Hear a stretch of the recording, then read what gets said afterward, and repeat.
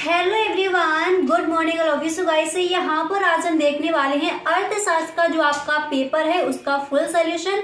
Guys, इस video में आप इकोनॉमिक्स की पूरी तैयारी कर सकते हो अगर इस वीडियो को आप एंड तक देखते हो।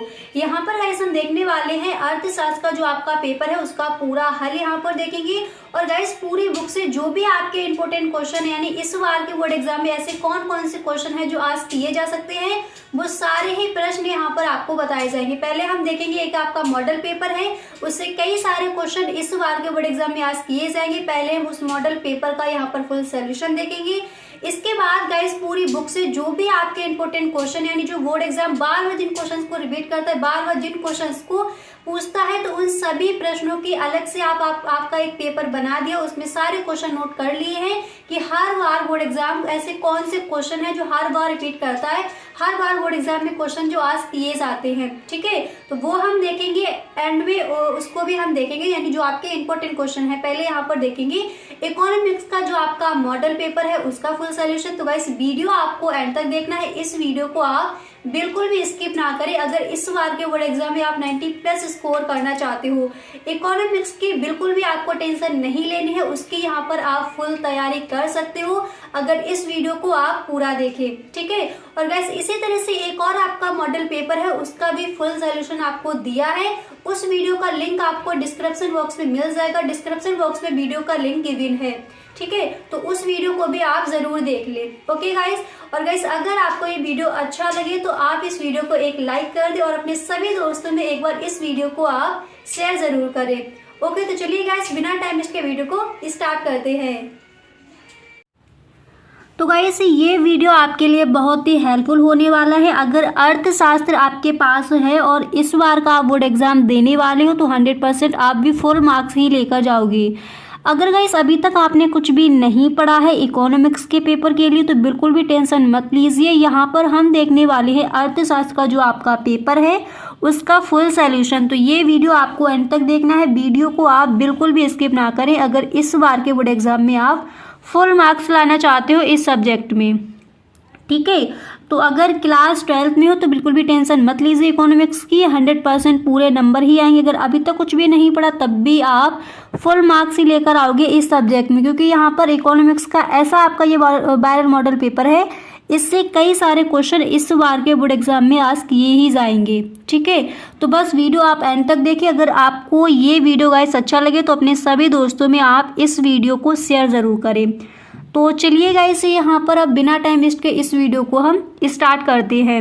और जो भी आपके इंपॉर्टेंट क्वेश्चन है, पहले जो ऑब्जेक्टिव क्वेश्चन है उनको देखेंगे, इसके बाद सब्जेक्टिव क्वेश्चन कौन कौन से इंपॉर्टेंट हैं उन पर यहाँ पर हम डिस्कस करेंगे। ठीक है, तो चलिए स्टार्ट करते हैं कि कौन सा आपका बायो मॉडल पेपर है जो आपको तैयार करके ही बोर्ड एग्जाम देने जाना है। तो चलिए गाइस, पहले जो आपके बहुविकल्पीय प्रश्न दिए जाते हैं यानी जो ऑब्जेक्टिव क्वेश्चन है वो कौन कौन से इंपॉर्टेंट है पहले उनको देख लीजिए। पहला प्रश्न है, जब सीमांत उत्पादन शून्य होता है तब कुल उत्पादन होता है, तो कैसा होता है? न्यूनतम, सभी, अधिकतम या फिर इनमें से कोई नहीं। ठीक है, जब सीमांत उत्पादन शून्य होता है तब कुल उत्पादन होता है, तो जब सीमांत उत्पादन शून्य होगा तब कुल उत्पादन कैसा हो जाएगा? अधिकतम हो जाएगा। ठीक है, आपको ध्यान रखना है कि जब सीमांत उत्पादन शून्य होता है तब कुल उत्पादन अधिकतम होता है। अगला क्वेश्चन यहाँ पर क्या दिया गया है उसको देख लीजिए। अगला क्वेश्चन यहाँ पर आप देख सकते हो, क्वेश्चन है कि उत्पादन का अर्थ है, तो उत्पादन का अर्थ क्या है? उपयोगिता की हानि, उपयोगिता का विनाश, उपयोगिता का सृजन या फिर इनमें से कोई नहीं। तो उत्पादन का अर्थ क्या हो जाएगा? पहला ऑप्शन क्या है? उपयोगिता की हानि, गलत ऑप्शन है। उपयोगिता का विनाश, ये भी गलत है। उपयोगिता का सृजन, ये आपका राइट ऑप्शन है, इनमें से कोई नहीं, ये भी आपका हो जाएगा रॉन्ग ऑप्शन। अगला क्वेश्चन क्या है? अगला क्वेश्चन यहाँ पर दिया गया है, जब उत्पादन शून्य होता है तो कुल लागत होगी। तो जब उत्पादन शून्य होता है तो कुल लागत कैसी होगी? शून्य स्थिर लागत के बराबर, या फिर परिवर्ती लागतों के बराबर, या फिर सीमांत लागत के बराबर। तो जब उत्पादन शून्य होता है तो कुल लागत कैसी होती है? यहाँ पर बी नंबर पर जो ऑप्शन है, स्थिर लागत के बराबर। यानी जब उत्पादन शून्य होता है तो कुल लागत स्थिर लागत के बराबर होगी। अगला क्वेश्चन यहाँ पर क्या है उसको देख लीजिए। अगला क्वेश्चन आप देख सकते हो, क्वेश्चन नंबर 4 यहाँ पर दिया गया है कि औसत लागत वक्र का आकार होता है। तो औसत लागत वक्र का आकार कैसा होता है? बी आकार, यू आकार, क्षैतिज सरल रेखा, या फिर ऊर्ध्व रेखा।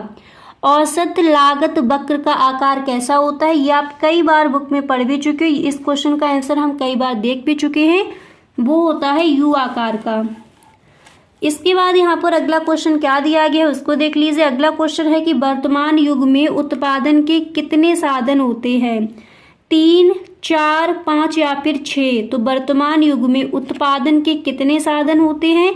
यहाँ पर जो सी नंबर पर ऑप्शन है 5, यही आपका हो जाएगा राइट ऑप्शन। अब यहाँ पर गाइस देख लीजिए, अतलग उत्तरीय प्रश्न आप कौन कौन से तैयार करेंगे। तो पहला प्रश्न है कि क्वेश्चन है कि एक उत्पादक लाभ कैसे अर्जित करता है? यानी एक उत्पादक लाभ को कैसे अर्जित करता है? आप लिखोगे प्रोफेसर हाले द्वारा, जो आपके अर्थशास्त्र में प्रोफेसर हाले, इन्होंने कहा है कि प्रोफेसर हाले द्वारा प्रतिपादित व प्रोफेसर मार्शल द्वारा समर्थित लाभ जोखिम उठाने का पुरस्कार है। प्रत्येक उत्पादक व्यवसाय में जोखिम रहती है। यदि उद्यमी को जोखिम वहन करने के बदले कुछ पुरस्कार नहीं मिलेगा तो वह उत्पादन कार्य के लिए बिल्कुल तैयार नहीं होगा। प्रोफेसर हाले के शब्दों में कि किसी व्यवसाय का लाभ या उत्पत्ति का अवशेष जो कि भूमि, श्रम एवं, फिर इसके आगे आपको लिखना है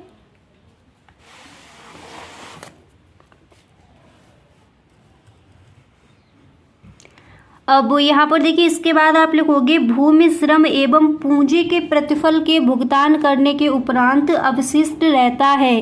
प्रबंध तथा एकीकरण का प्रतिफल ना होकर उस जोखिम अथवा उत्तरदायित्व का प्रतिफल है जिसे एक व्यवसाय को चलाने वाला वहन करता है। ठीक है, तो क्वेश्चन क्या दिया गया था? क्वेश्चन यहाँ पर दिया गया था कि एक उत्पादक लाभ कैसे अर्जित करता है। अगला क्वेश्चन देख लीजिए। अगला क्वेश्चन यहाँ पर क्या दिया गया है आप देख लीजिए। यहाँ पर नेक्स्ट क्वेश्चन है कि परिवर्ती लागत के 3 उदाहरण। ये बात गाइस मोस्ट इम्पोर्टेंट है, कई बार ये क्वेश्चन आपका पूछा भी गया है। परिवर्ती लागत के कोई 3 उदाहरण दीजिए। तो यहाँ पर पहले तो आपको इस तरह से हेडिंग डालनी है परिवर्ती लागत, फिर आप लिखोगी परिवर्ती लागत के 3 उदाहरण इस प्रकार है: प्रत्यक्ष मजदूरी लागत, कच्चे माल की लागत, और नेक्स्ट आपका ऑप्शन हो जाएगा बिक्री कमीशन। ठीक है, तो यहाँ पर आपका क्वेश्चन क्या दिया गया था? क्वेश्चन था कि परिवर्ती लागत के कोई 3 उदाहरण दीजिए। तो कौन से हो जाएंगे? प्रत्यक्ष मजदूरी लागत, कच्चे माल की लागत, और नेक्स्ट यहाँ पर हो जाएगा बिक्री कमीशन। इसके बाद अगला क्वेश्चन कौन सा तैयार करोगे उसको देख लेते हैं। इसके बाद यहाँ पर अगला क्वेश्चन आप तैयार करोगे उपभोक्ता संतुलन से क्या अभिप्राय है। मोस्ट इम्पोर्टेंट क्वेश्चन है। तो देखिए हेडिंग डालोगे उपभोक्ता संतुलन, और फिर इसमें आपको लिखना है कि अर्थशास्त्र में उपभोक्ता संतुलन से अभिप्राय उस स्थिति से है जब एक उपभोक्ता दी हुई आय से एक या 2 वस्तुओं को इस प्रकार खरीदता है कि उसे अधिकतम संतुष्टि प्राप्त होती है। तो वही आपका कहलाता है उपभोक्ता संतुलन। ठीक है, क्वेश्चन पूछा गया है आपका अतलग उत्तरीय प्रश्न में। तो उपभोक्ता संतुलन क्या है और इसी के साथ व्यष्टि अर्थशास्त्र क्या है। व्यष्टि अर्थशास्त्र आप क्या समझते हैं? ठीक है, चयन की समस्या को समझाइए, और इसी तरह से जो आपका क्वेश्चन दिया जाता है अतलग उत्तरीय प्रश्न में मध्यवर्ती वस्तुएं क्या हैं। ठीक है, तो ये क्वेश्चन आपके इम्पोर्टेंट है। इसके बाद गाइस से यहाँ पर कुछ देख लीजिए जो आपके मोस्ट इम्पोर्टेंट क्वेश्चन है, वो आपको कौन कौन से तैयार करने हैं उनको पहले देख लीजिए। इसके बाद अतलग उत्तरीय प्रश्न और लघु उत्तरीय प्रश्न कुछ और भी है, उनको भी यहाँ पर देखेंगे। तो पहले उन क्वेश्चंस पर डिस्कस कर लेते हैं जो बार बार बोर्ड एग्जाम जिन क्वेश्चन को बार बार रिपीट करता है। तो चलिए उन क्वेश्चंस पर भी पहले हम यहाँ पर डिस्कस कर लेते हैं। तो गाइस अतलग उत्तरीय प्रश्न में यहाँ पर क्वेश्चन देख लीजिए, कुछ आपके मोस्ट इम्पोर्टेंट है। पहला प्रश्न आप यहाँ पर तैयार करेंगे, एकाधिकार की परिभाषा दीजिए। ठीक है, अतलग उत्तरीय प्रश्न में एकाधिकार की परिभाषा दीजिए। इसके बाद यहाँ पर अगला क्वेश्चन आप गाइस ये तैयार कर लेंगे कि अर्थव्यवस्था की प्रमुख केंद्रीय समस्या क्या है। ये भी आपका मोस्ट इम्पोर्टेंट है इस बार के बोर्ड एग्जाम के लिए। तो एकाधिकार की परिभाषा दीजिए, अर्थव्यवस्था की प्रमुख केंद्रीय समस्या क्या है, इसको आप तैयार करेंगे। इसी के साथ गाइस आपको क्वेश्चन ये भी तैयार कर लेना है अतलग उत्तरीय प्रश्न में कि बजट रेखा को परिभाषित कीजिए।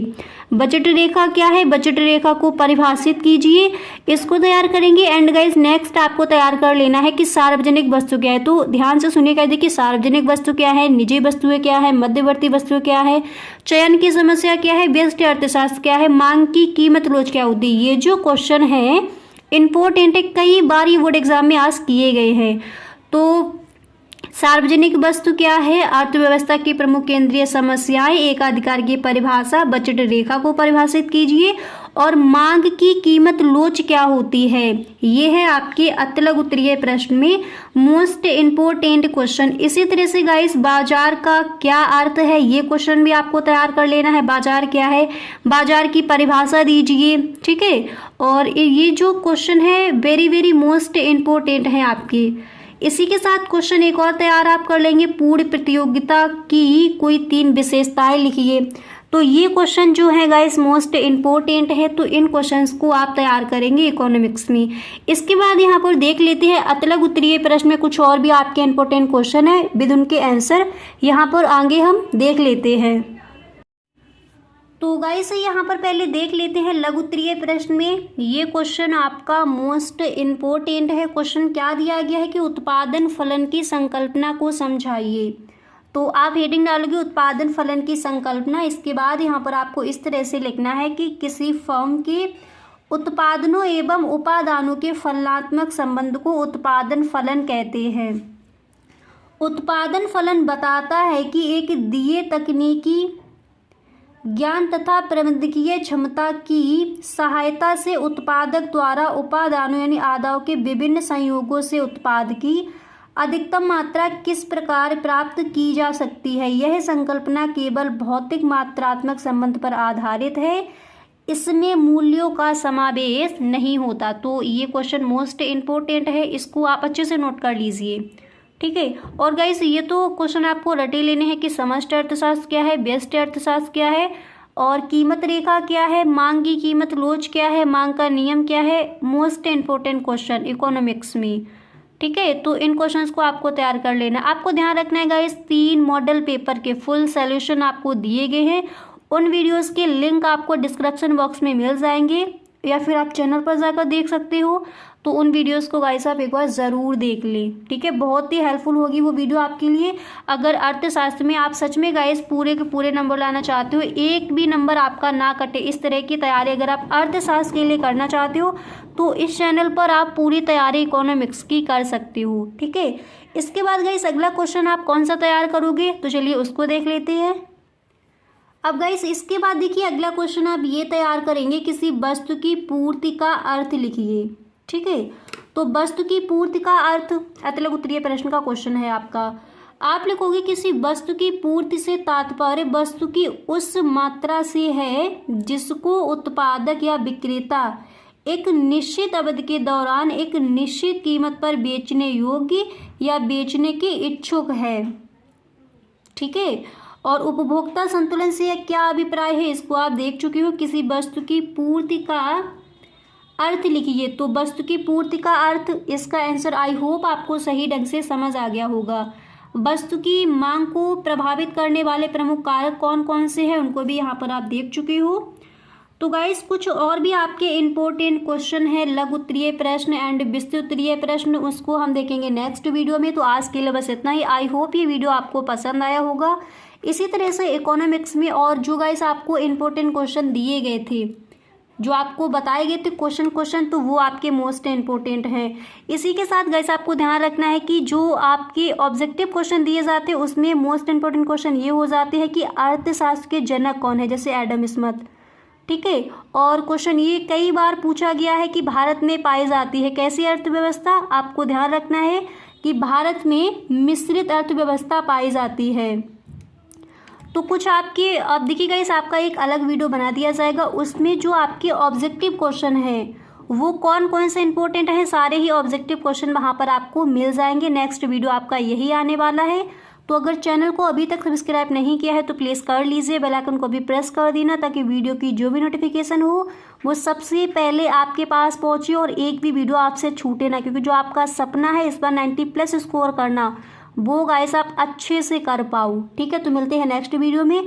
अगर आपको वीडियो अच्छा लगा है तो please tell me in the comment box. Okay, thank you so much.